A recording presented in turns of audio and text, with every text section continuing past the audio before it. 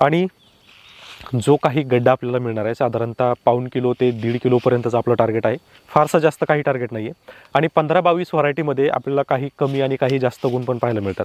जास्त काय तर हा फ्लावर जो आहे 60 दिवसामध्ये तयार होतो आणि कमी काय काय तर ज्यावेळेस आपण उन्हाळ्यामध्ये याची लागवड करतो तर जो काही पाला राहतो बाजूचा पाला, तर हा बाजूच्या पाल्याची वाढण्याची क्षमता जी आहे ही कमी असते। नमस्कार मित्रांनो, स्वागत आहे सर्वांचं ग्रीन गोल्ड ॲग्री आपल्या मराठी यूट्यूब चॅनलमध्ये। मित्रांनो, आता आहे मार्च आणि पुढचा महिना एप्रिल, तर या मार्च महिन्यामध्ये आपल्याला बरंचसं नियोजन करावं लागतं। तर या मार्च महिन्यामध्ये आपल्याला जेमतेम मार्च एंडिंगपर्यंत आपण एका पिकाची लागवड करणार आहोत। तर हे लागवड करताना आपण काय बियाणं निवडलं आहे, कोणतं निवडलं आहे, कसं निवडलं आहे, कशासाठी निवडलं आहे, त्याचं महत्त्व काय याची माहिती मी आज तुम्हाला देणार आहे। तर आपण विचार करतोय फ्लावर लागवड, कारण सध्याच्या परिस्थितीमध्ये पाण्याची खूप कमतरता आहे। ज्या ज्या ठिकाणी फ्लावरची लागवड जी आहे खूप जास्त राहते त्या ठिकाणी फ्लावरची जी लागवड आहे खूप कमी प्रमाणात दिसते आणि एप्रिल महिन्यामध्ये किंवा मार्चच्या एंडिंग महिन्यामध्ये या कंडिशनला लागवड करणं म्हणजे काही कमी महत्त्वाचं नाही आहे, कारण या टप्प्यामधली जी लागवड आहे चांगल्या प्रमाणात मिळते, रेट चांगले मिळतात आणि पैसे होऊन जातात। तर याच फ्लावर लागवडीविषयी आपण संपूर्ण माहिती आजच्या या व्हिडिओमध्ये घेणार आहोत। तर जे शेतकरी आपल्या ग्रीन गोल्ड ॲग्री चॅनलवर नवीन असतील त्यांनी चॅनलला सबस्क्राईब करा, सोबत नोटिफिकेशन बेल प्रेस करा, म्हणजे आलेले व्हिडिओचं नोटिफिकेशन तुम्हाला मिळेल। तर मित्रांनो, फ्लावर जे आहे जवळजवळ 60 ते 90 दिवसापर्यंतचं पीक आहे व्हरायटीनुसार। तर याच्यामध्ये व्हरायटी निवड करणं सगळ्यात महत्त्वाचं आहे। तर आता रब्बी आणि खरीप दोन्ही सीझनमध्ये फ्लावर लागवड केली जाते।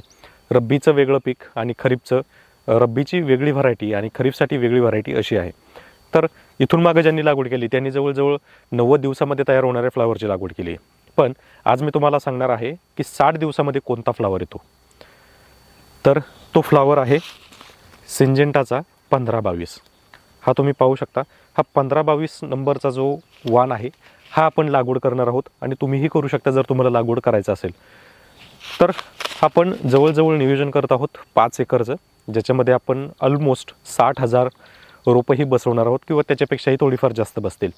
तर फ्लावर लागवडीची माहिती सुरुवातीपासून मी तुम्हाला देण्याचा प्रयत्न करतो। तर याच्यामध्ये सगळ्यात पहिलं तर रोप नियोजन करायचं आहे। तर रोप नियोजन करताना मी वैयक्तिक स्वतः नर्सरी तयार करून ठेवणार आहे आणि स्वतः घरी रोपं तयार करणार आहे। त्याच्यासाठी मला लागणार आहे कोकोपीट, ट्रे आणि बी। तर याच्यासाठी कोकोपीट मला जवळच मिळते, ट्रेसुद्धा मला जवळच्या नर्सरीमध्ये मिळतात कमी रेटमध्ये। त्यामुळं जे रोप आपण साधारणतः 85 पैसे, 90 पैसे, 1 रुपया किंवा ₹1.25 घेतो तेच रोप आपल्या नर्सरीमध्ये साधारणतः 50 ते 55 पैशामध्येच तयार होतं। म्हणजे पहा, इथंच आपला जो खर्च आहे हा अर्धा जो खर्च आहे हा कमी होतो। त्यामुळं नेहमी मी तुम्हाला सांगत असतो की शक्यतो रोपं जी आहेत ही घरी तयार करत चला, कारण नर्सरीमधल्या रोपांमध्ये आणि घरच्या रोपांमध्ये खूप जमीन आसमानचा फरक आहे। ज्यावेळेस तुम्ही रोपं लावाल नर्सरीमधली आणि घरातली म्हणजे घरी तयार केलेली, हे दोन्हीही रोपं ज्यावेळेस तुमच्या समोर असतील त्यावेळेस तुम्हाला अनुभव येऊन जाईल की कोणती रोपं ही बेटर उगतात, कोणत्या रोपांची टिकवण क्षमता चांगली राहते आणि प्रतिकारक क्षमता जास्त राहते। म्हणून नेहमी शक्यतो रोप तयार करताना बाहेरून घेण्याऐवजी ती आपली घरी तयार करा। याच्यामध्ये फक्त वेळ लागतो एवढंच आहे, परंतु पैसेसुद्धा वाचतात आणि घरी रोपं तयार केलेली ही रोपांची प्रतिकार क्षमतासुद्धा जास्त असते। तर त्याच्यासाठी आपण आता ही 1522ची जी व्हरायटी आहे याचं बियाणं आपण घरी तयार करणार आहोत। तर बियाणं लागवड झाल्यानंतर आपल्याला अंतर काय निवडायचं आहे, तर आपल्या या पिकासाठी अंतर जे निवडायचं आहे तर हे साधारणतः आपण उन्हाळी आहे आणि कमी कालावधी आहे, तर त्याच्यासाठी आपण अंतर जे निवडणार आहोत साधारणतः 2.5 बाय 1.5 ते 2.5 बाय 2 या पद्धतीचं अंतर आपण ठेवणार आहोत। आणि जो काही गड्डा आपल्याला मिळणार आहे साधारणतः पाऊण किलो ते 1.5 किलोपर्यंतचं आपलं टार्गेट आहे। फारसं जास्त काही टार्गेट नाही आहे आणि 15-22 व्हरायटीमध्ये आपल्याला काही कमी आणि काही जास्त गुण पण पाहायला मिळतात। जास्त काय तर हा फ्लावर जो आहे 60 दिवसामध्ये तयार होतो आणि कमी काय तर ज्यावेळेस आपण उन्हाळ्यामध्ये याची लागवड करतो तर जो काही पाला राहतो बाजूचा पाला, तर हा बाजूच्या पाल्याची वाढण्याची क्षमता जी आहे ही कमी असते। परिणामी मग आपल्याला काय करावं लागतं, जो काही गड्डा पिवळसर पडतो किंवा पोपटसर पडतो तर तो पडू नये म्हणून आपल्याला जी काही मोठी पानं असतात तर ती पानं गुंडाळून घेऊन त्या गड्ड्याला झाकायचं काम करावं लागतं। परिणामी मग आपल्याला काय करावं लागतं, जो काही गड्डा पिवळसर पडतो किंवा पोपटसर पडतो तर तो पडू नये म्हणून आपल्याला जी काही मोठी पानं असतात तर ती पानं गुंडाळून घेऊन त्या गड्ड्याला झाकायचं काम करावं लागतं। परिणामी मग त्याची क्वालिटी जी आहे चांगली मिळते आणि रेटमध्ये काही तफावत मिळत नाही। त्याच्यासाठी आपल्याला काही गोष्टीसुद्धा उन्हाळ्यामध्ये लागवड करायची म्हटलं की चॅलेंजेससुद्धा वाढतात आणि ते चॅलेंजेस हे अशा प्रकारचे आहेत.